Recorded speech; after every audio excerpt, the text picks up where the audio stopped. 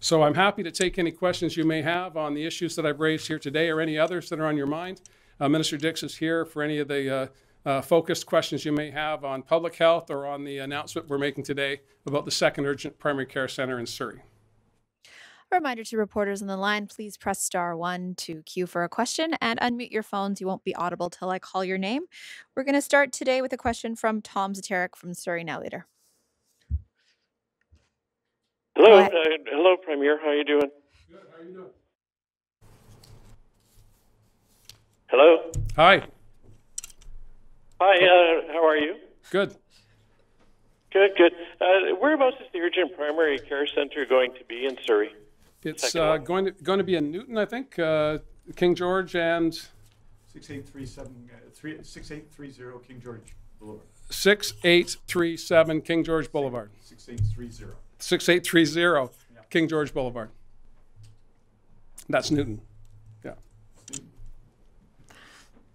That was it. It's going to be open initially for 44 hours in the week, and by the end of July, we're hoping that it will be 7 days a week, 12 hours a day, and this is going to greatly relieve the pressure, again, increasing pressure on Surrey Memorial, and provide this alternative approach to healthcare for the people of Surrey. I know in my community of Langford, the urgent primary care center there has greatly relieved the pressure on the Victoria General Hospital and given the people in my community a sense of comfort that they can access care even though they don't have a specific family doctor. And it's not always a doctor, of course, you need. The urgent primary care centers will have nurse practitioners, will have RPNs, will have a whole host of other healthcare providers, dietitians, social workers, and a network behind those that are on the front lines to make sure people get the services that they need. Our next question is from Lisa Yuzda. Go ahead, Lisa. Thank you, Premier. Looking at the horrors that were discovered in long-term care homes recently in Ontario and before that in Quebec, many families here in BC very frightened about what's happening behind the walls in care homes where their parents and grandparents are. They're, of course, cut off because of the restrictions of COVID-19. And so they can't be there to ensure that they're getting the care that they've ensured prior to now. So can you be specific about what is being done in the province of BC to ensure standard of care is being maintained while families are not in there to ensure that their loved ones are getting the care they want them to receive? Well, thank you for the question. And I was horrified to read reports initially out of Quebec and most recently, of course, out of Ontario about the challenges in the long-term care facilities in those two provinces. And when we were sworn in as a government back in 2017, we took to heart the work of the seniors advocate who had put a pretty exhaustive report in place talking about long-term care facilities and the inadequate staffing in those facilities to meet the basic number of hours required to meet provincial standards. So the previous administration put in place standards and then proceeded to not meet them. So Minister Dix was tasked with improving the ratio of time per patient, and we were fairly successful at that with more work to do. Adrian can talk about some of the details around that, but our focus was making sure that our elders, our seniors, got the dignified care that they deserve in the last years of their lives. As we go into the pandemic, we've discovered, of course, also that there was insufficient compensation for some care workers who were finding themselves working at 1, 2, and sometimes 3 facilities. So very early on in the piece, Minister Dix and Dr. Henry took action to restrict that, to ensure that we were not having transmission from one facility to another when it comes to COVID-19. On the broader question of public confidence within our long-term care facilities, I can say with great certainty that the providers are giving the best care possible under extraordinarily difficult circumstances, and the horror stories that we're seeing out of Quebec and Ontario are not being duplicated here in British Columbia. I don't want Adrian, you want to add something to that? Thank you, Premier. Just to make a few points, as the Premier has said, that when in 2017, and this has been supported across the political spectrum, there were 95 care homes in British Columbia under what's called 2.9 hours per resident day. There is 0 now. The government introduced Bill 47, which got rid of Bills 29 and 94, which drove a system where workers in healthcare had less rights than in other areas, and that was supported unanimously in the legislature. We've added healthcare assistance seats, which is critical because there are human resource questions in healthcare. We've started programs including a new dementia village, which we've launched in Comox. Since COVID-19, and I think just joined the Premier in expressing our extraordinary appreciation to all those people working in healthcare, working in care homes, and working in the health authorities who've brought in measures to deal with the terrible effects COVID-19 can have on care homes. It's true that in care homes and in assisted living homes, 4,000 to 5,000 people have died in Ontario and Quebec. That number is still unacceptably high. In British Columbia, it's 92, but it's still unacceptably high. And the measures taken to ensure that all care homes have access to PPE, not just health authority owned and operated care homes, which was very important, restricting visits in long-term care, the work of infection control practitioners who were brought in, the rapid response teams that were brought in, and of course the single site order, which has been implemented now in 499 out of 545 eligible homes. So all of those measures are taken. This is the direction we received from 2017 from the Premier and certainly now, and I want to praise Dr. Henry and all those involved on the ground who have made this happen. Are care homes in British Columbia perfect? Absolutely not. We have to continue to make improvements. But I'm very proud of the work our teams have done and very sorry for all those as well whose family members have died before they should as a result of COVID-19.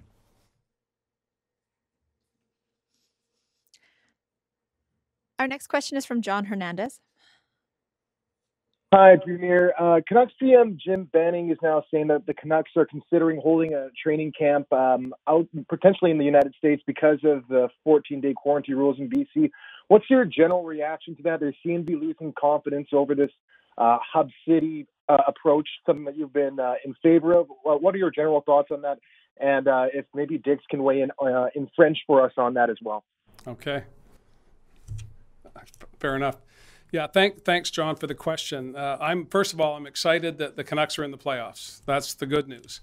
I've spoken with the NHL. I've spoken with, we've been in touch with the NHL Players Association on the Hub City concept. The NHL has continued to have Vancouver on the list of potential sites for all of the reasons that we laid out for the officials at the NHL and the NHLPA. Minister Lisa Bear has been working with the Canucks, focusing on how we can get hockey back into the arena in downtown Vancouver and get hockey on the television screens of all of those fans across BC, across the country, and indeed around the world. But we will not waive the rules that are actually the rules of Canada, which is you require a 14-day isolation period when you're coming into the country. We fought very hard, Minister Dix and I, to make sure that those rules were being enforced, not just in BC, but indeed across the country. And although, as I understand it, the NHL is looking at resuming play in the middle of July, in COVID years, that's 1,000 years from now. And I look forward to continuing my discussions with the Canucks, with the NHL, about how Vancouver and British Columbia can play a part in the restart of the NHL.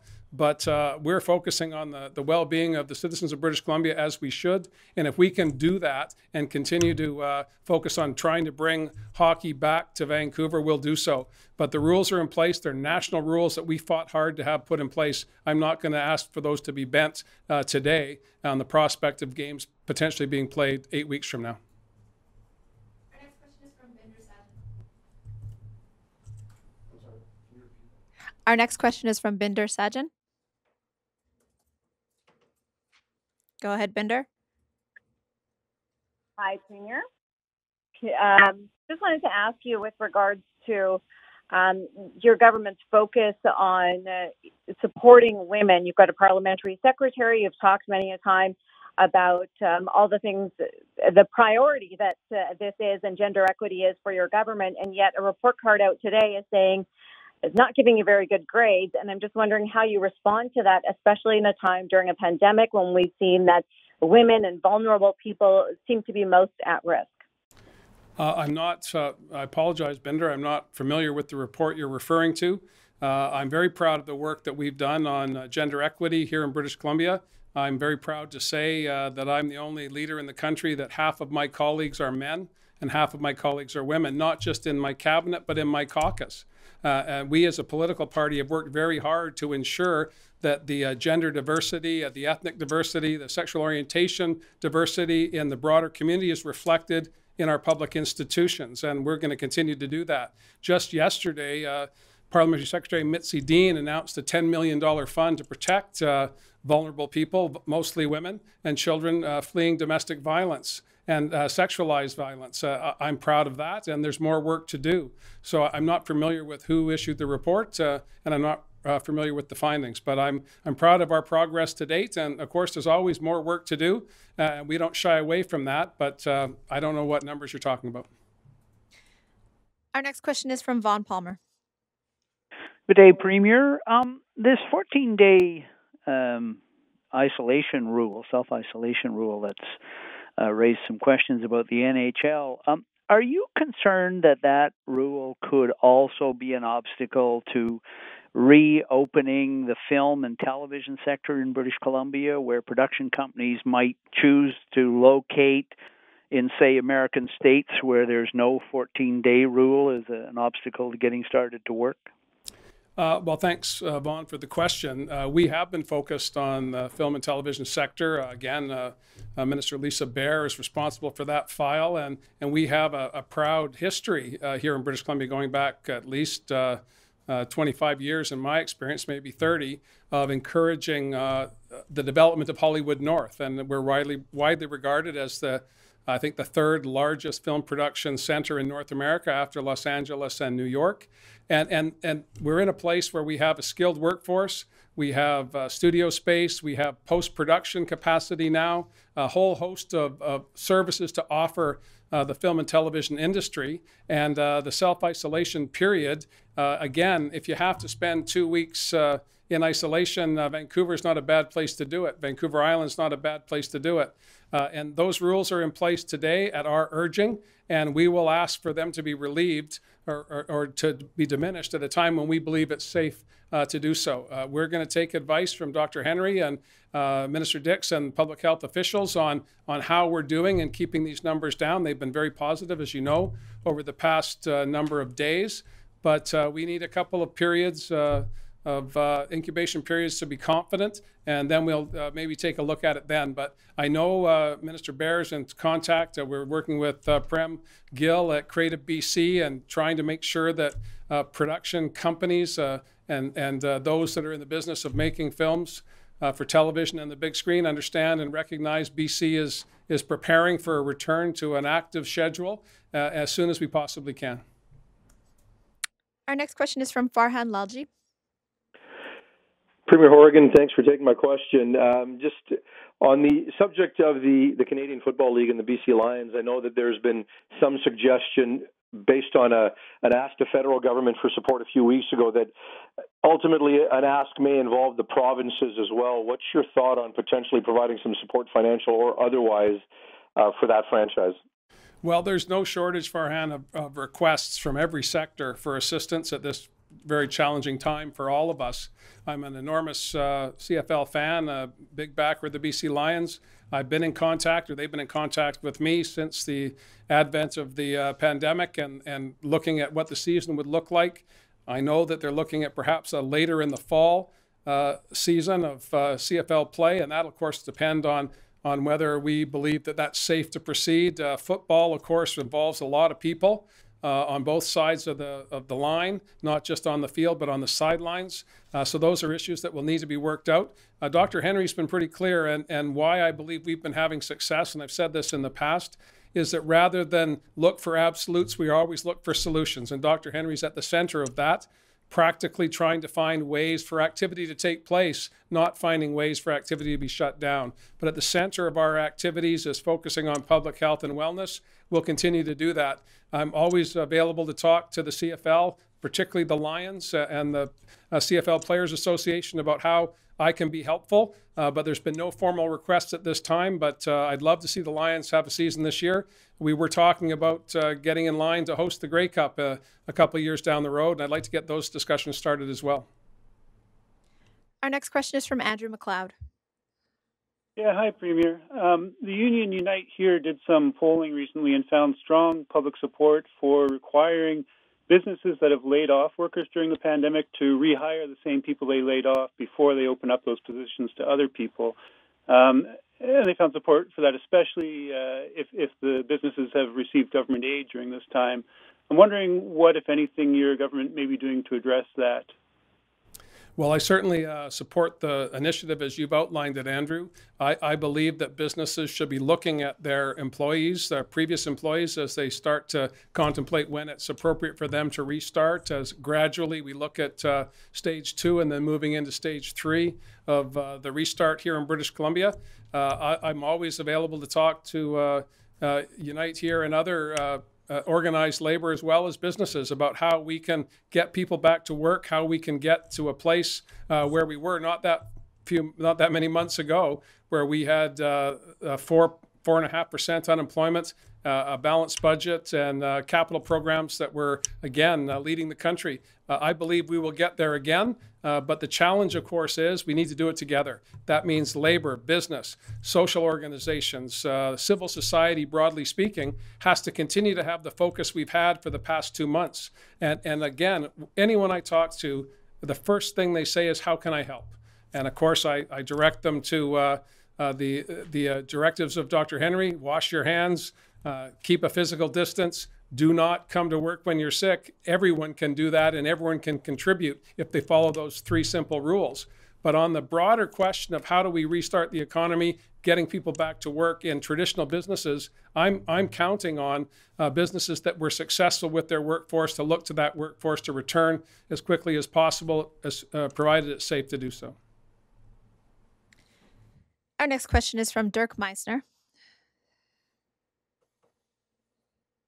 A few minutes ago, you said July is a long time away with regards to playoff hockey. I'm just wondering if you could look and consider that by July, perhaps the 14-day quarantine restriction would not be in place. Well, that was my inference, Dirk. What I meant to say is that during the past 10 weeks, every day seems like 7 days. I call it COVID years are like days are like dog years. We are doing a whole bunch of stuff in a short period of time, and every day brings new challenges. Every day brings new opportunities. We have rules in place today that we worked very hard to establish, and because the NHL made an announcement that involved Vancouver, we're not going to go rushing to change that. 2 weeks from now, 4 weeks from now, could be a completely different situation, provided we continue to see the progress that we've seen here in British Columbia, which involves everybody working together, observing physical distancing, keeping your hands clean, and doing those basic things that now seem so basic and fundamental to our well-being, as Dr. Henry has prescribed. But I don't want to rule out the NHL coming here. They haven't presented a plan to us. And when they do, in fact, when I talked to Commissioner Bettman, I said that Dr. Henry was enthusiastic about looking at a plan, and we haven't seen one yet. So we'll take the days as they come. Today, there's a 14-day self-isolation period in place, and I expect that will be there for the foreseeable future. Next, we have a question from Tom Fletcher. Hi, Premier. Thank you. On travel restrictions and tourism generally, the Canadian American Business Council has a new project called North American Rebound to begin economic recovery. And Dr. Henry has been considering a gradual easing of U.S. travel for family reunions, as well as essential trade and business. For BC tourism, however, that's the hardest hit sector, it seems. Destination BC is advising its business clients that they expect no non-essential international travel for the rest of the year based on earlier statements from you. Is that still your expectation, specifically for the U.S., or is there some room to move now? And have you by any chance had a chance to speak to Governor Inslee about this? I haven't talked to Jay Inslee in a while. It's been, again, in COVID years, it seems like a long, long time. It might have just been last week, Tom, but I just don't know. But it's been a while.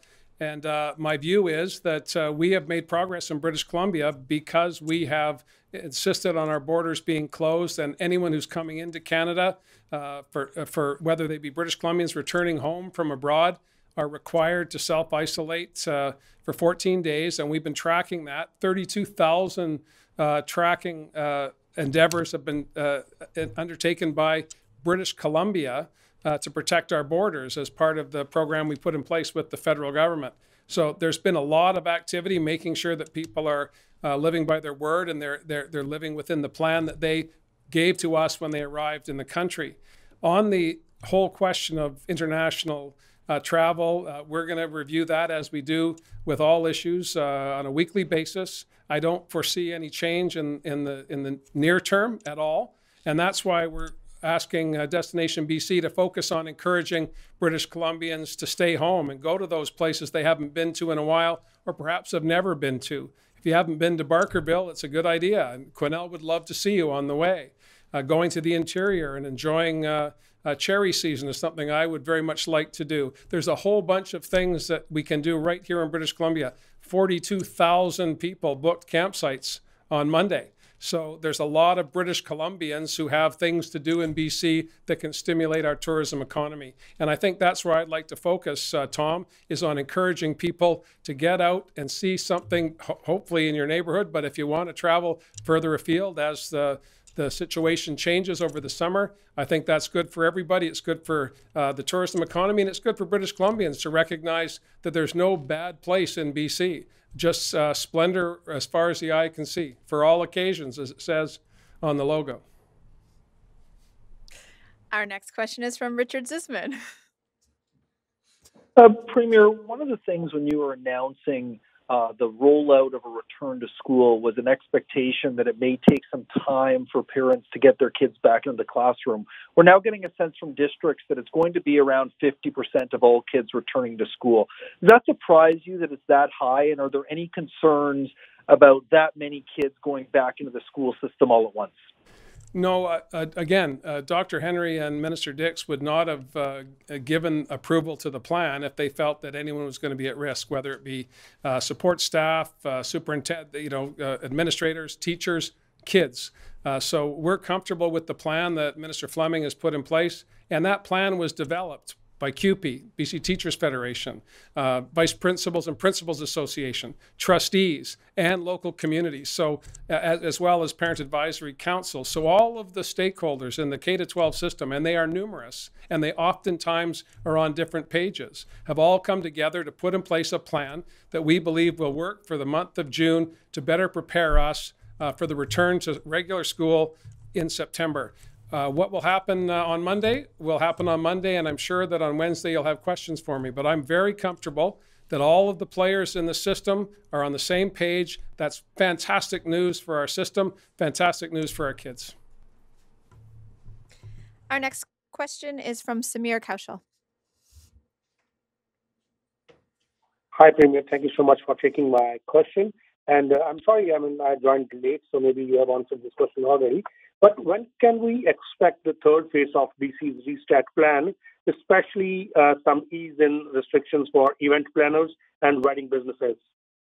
Well, we are just in the second week of phase 2, and we're looking at what progress we make. And again, British Columbians are deciding how comfortable they are in the marketplace, how comfortable people are to go into businesses, to go back to work, all of those issues. So we need to see how phase 2 goes before we start contemplating phase 3. So far, so good. Again, Dr. Henry and Minister Dix review the data regularly, and we'll get advice from them, and that will go to Cabinet and we'll make a decision. But our focus is on public health, making sure people are safe. We want to get the economy back to a place where people can be comfortable going to work, going to shop, going to visit destinations around British Columbia. But we're not certainly at stage 3 yet. We're expecting that to be sometime in later into the middle of June. Eh? We'll see how it goes. But we don't expect to be having any detailed discussions about that until at least the middle of June. Next, we have a question from Mary Brooke. Hi, Premier. Given the outcome of the extradition court case today in Vancouver for Meng Wanzhou, do you see any PPP procurement problems for BC or for the federal procurement system? as part of the expected Chinese government pushback?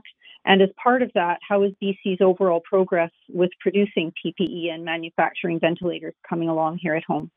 Well, I'll ask Adrian to answer the questions about the PPE supply because that's something that he's focused on every day. But on the case in Vancouver today, I haven't read the ruling. I understand I've been briefed on it. The decision of the courts is the decision of the courts. Where we go from here, what appeals take place, what happens next is entirely up to the various participants. For my part, I'm going to continue to conduct the business of BC to the best of my ability to make sure that we have supplies that we need, to make sure that relationships that we need to have in place are in place. And I'm confident that the decision today in the courts may have ramifications across the country and around the world. But as far as I'm concerned, the case was heard in Vancouver. Ms. Meng is staying in Vancouver, but this was a decision by the national government. This is an issue that involves national issues with respect to extradition, with respect to other nation states. That's not my file, and I'm going to stick to my own knitting and focus on the many and varied challenges I have here rather than look at others. And you want to add the PPE piece? Well, just to say, because of really extraordinary efforts here in BC, we've worked hard to address what has been a massive disruption in international supply lines for PPE. I'll just give you an example. Since the beginning of April, we've obtained 4 million N95 respirators, many of them from China and non-traditional sources. We've gone through the process as you'd expect because we want materials to be safe for people, to test that material. We've also obtained just this week and are putting into service a testing machine to help speed up that process. So we've been doing that work, and I think the work that public servants have done and British Columbians have done has really been extraordinary. We've had some help from the federal government. They've had some challenges too. We've received, I think, in the neighborhood of 60,000 of those 4 million respirators from federal suppliers. But our people, as you can see from those numbers, have been quite effective, and we're just going to continue to do the work, working to ensure excellent supplies of PPE, because we're going to need that in the months to come.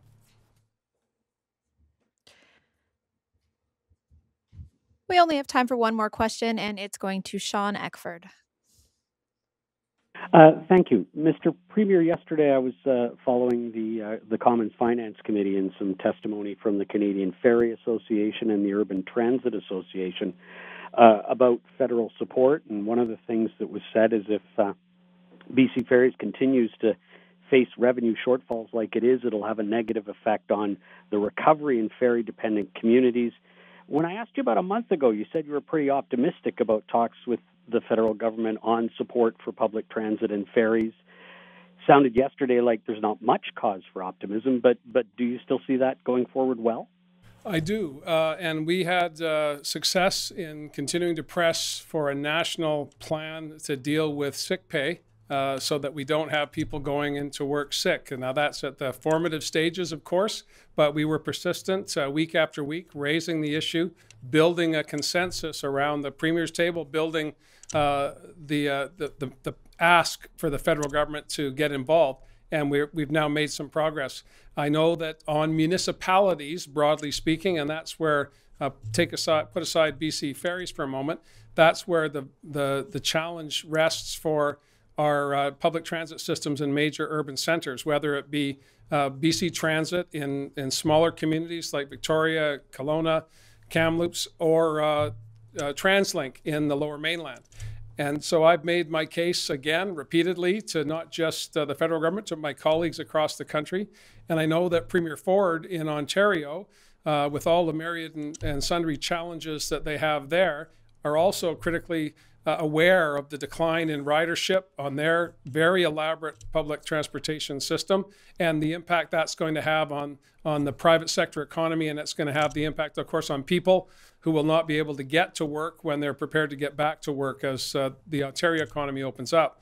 So having an ally like Premier Ford to help me push the federal government on these questions has been greatly appreciated by me, and I believe we're making progress. On the ferry front, that's a bigger challenge. And of course, although we are the largest maritime province in terms of the ferry system that we have in place. The Maritimes have publicly funded transportation systems similar to ours as well, much smaller scale, of course.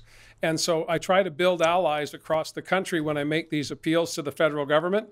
We found allies when it came to the borders. We're finding allies when it comes to municipalities. And of course, we're finding allies every day when it comes to sick pay. And my approach to this process, when Minister Dix and Dr. Henry and I announced the pandemic plan way back on March 5th was, and we all agreed, how do we find a way to ensure that we're maximizing the impact that we have here in British Columbia by ensuring that other orders of government are working with us. So Selena Robinson has been tireless in reaching out to local governments here in British Columbia to try and make sure that when there are issues, when there are concerns, we work on them collaboratively.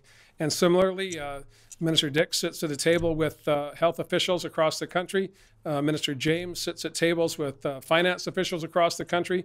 And British Columbia has been driving the agenda in many cases because we've thought about what we need to ask. We put the work in before we get there, and then we start to build relationships. So we'll see where we go on transit. Ferries is another challenge for another day, I think. Thank you, everyone. That's all the time we have. Okay. See ya.